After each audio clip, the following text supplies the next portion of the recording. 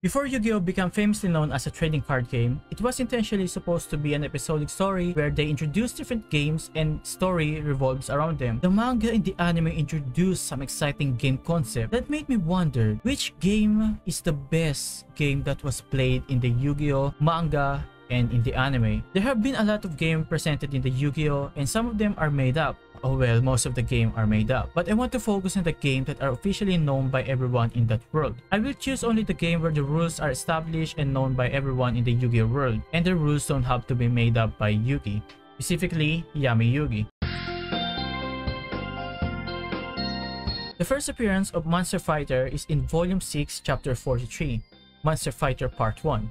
The game was first introduced to Yugi and Yunochi by Sugoroku, who is Yugi's grandfather. He quoted, "Monster Fighter, this is currently the best-selling game. It's like a mixture of beat 'em up and arm wrestling. Yugi and Yunochi choose their monster from over 100 different monsters in the shop and played with the obtained fighting gun. The game setup is that both players must choose their monster to use. There are over 100 monsters, each with their own moves and hit strength. The player plays it on the special fighting gun. The monster is connected to the base with a remote control wire, then the two players link their guns for battle. The player must input their move data before the game begins. The attack data is inserted in a small barcode disc into a sensor on the back of the gun. The sensor scans the disc and reads its secret move. Each monster has different finishing moves. The battle is essential. Once the game begins, players have to watch their opponents for an opening and use the punch, kick, and guard button to defeat your opponent. A diagram shows where the punch, kick, guard, and finishing move button can be found in the gun. There are two ways to win. Knock the enemy out by hitting their weak point or force them out of the arena with a critical hit. In the manga, Yugi and Yunochi challenge each other for the monster fighters. Yunochi started a punch with a straight right, but Yugi blocked the attack. Then Yugi counter-attack with also a straight right. Both of them give their all, but in the end, Yugi finds a way to hit the weak spot that makes the fighter gun vibrate. Yunochi's monster cannot move, and Yugi takes the opportunity to pull his trigger and use the artist's special move called Mega Tornado Punch, and that ends their match. Even though they only show up briefly in the manga, I like the idea of the monster fighters and hope to see more of them. Imagine having a cool toy like this when I was a kid. My childhood will be extra special with this kind of unique toy.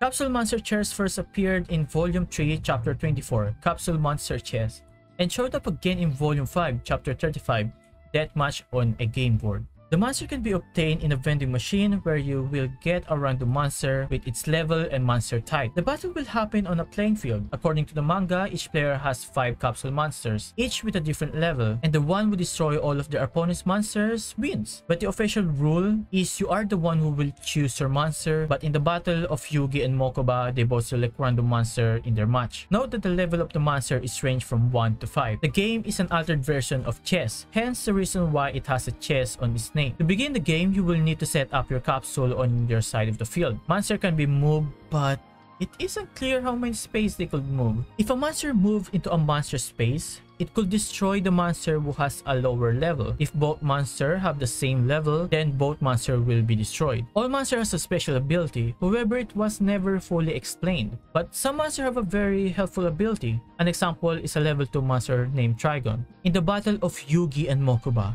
Yugi tricked Mokuba into setting his monster up in a diagonal to Trigon, and Trigon's special ability let him kill all the monsters that were diagonal to him, whether or not they have a higher level. There is also an evolution score, which can be located in the corner of the playing field. If you move a monster to an evolution square on your opponent's side of the board, it evolves into a more powerful higher level monster. I like this game concept and I wish I could play it in real life.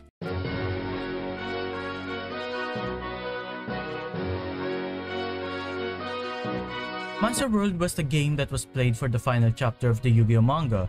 This game appeared in Chapter 50 to 59, the Millennium Enemy Part 1 to Part 10. I already liked the concept of Monster World when it was first introduced. The game reminded me of Dungeons and Dragons, which is similar because this game is also a tabletop RPG game.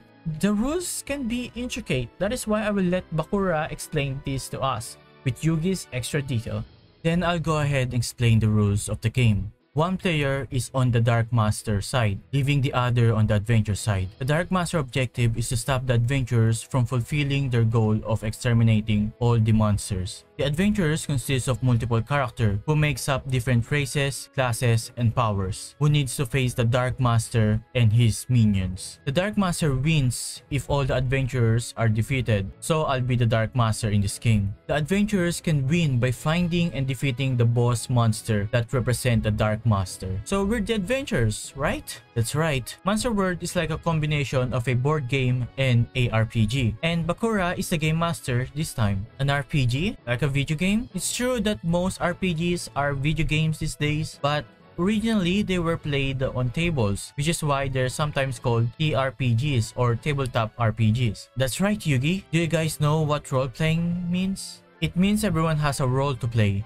The player needs to be completely drawn into the fantasy world the characters are in. This is what makes the game so interesting. What is tabletop role-playing game? There is a game master who keeps track of everything in the game, and the other players act out the role of the character of their choice. The game master is in charge of the game field and plot. The rest of the story is decided during the game. If you want to learn more about this game, there are more information on the last page of the chapter 51 in the Millennium Enemy Part 2.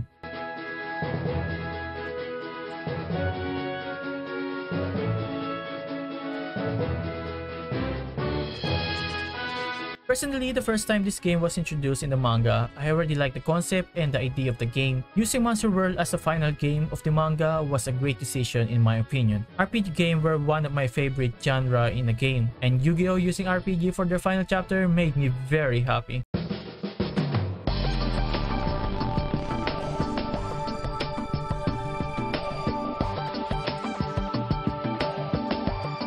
Dungeon Dice Monster, or also known as DDM. This was first seen in the manga YuGiOh Duelist and in the anime YuGiOh Duel Monster, but not in the original YuGiOh manga. It is in a way similar to Capsule Monster Chess because of the monster figure that can move into the square and the monster having levels in effect. I do think Dungeon Dice Monster is much better than Capsule Monster Chess, hence why it is much higher on this list. The Dungeon Duel Monster was first mentioned in YuGiOh Duelist Volume 9, Chapter 75, New Game. In the manga, the original name is Dragon Dice and Dungeon, or DDD, but it was changed in the anime, naming it Dungeon Dice Monster, which I prefer more. Ryojin Otoge, or Duke Devlin in the dub, created the game DDM. He created the game to avenge his father's defeat by Sugoroku Moto, who had defeated his father in a shadow game. The central part of Dungeon Dice Monster is obviously the dice. There are 6 symbols on each die, called crests. A player rolls 3 dice each turn, and from the crest rolled, make their move. Players alternate turns rolling dice until a player's Dungeon Master loses all its life points. To get into a position to attack, monster must move along a dungeon path, which is created when a monster is summoned. If you want to learn more about this game, I highly recommend watching the video of TCG Anime about Dungeon Dice Monster, and also reading the YuGiOh Wiki. This is also where I get the script for telling you how the rules work. So if you don't understand my explanation, I do encourage you reading it or just watching the video of TCG Anime.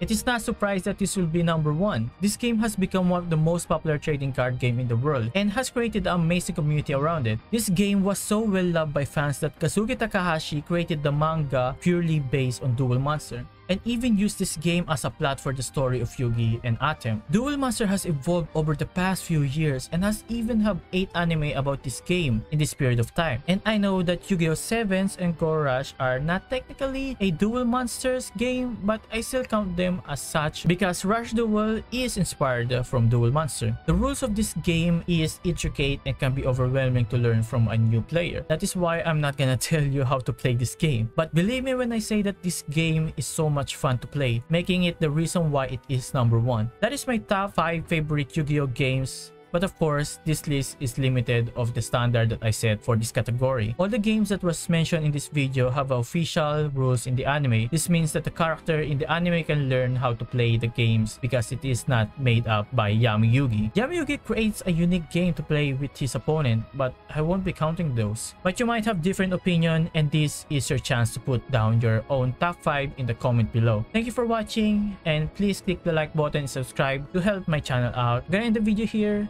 Thank you for watching, and bye!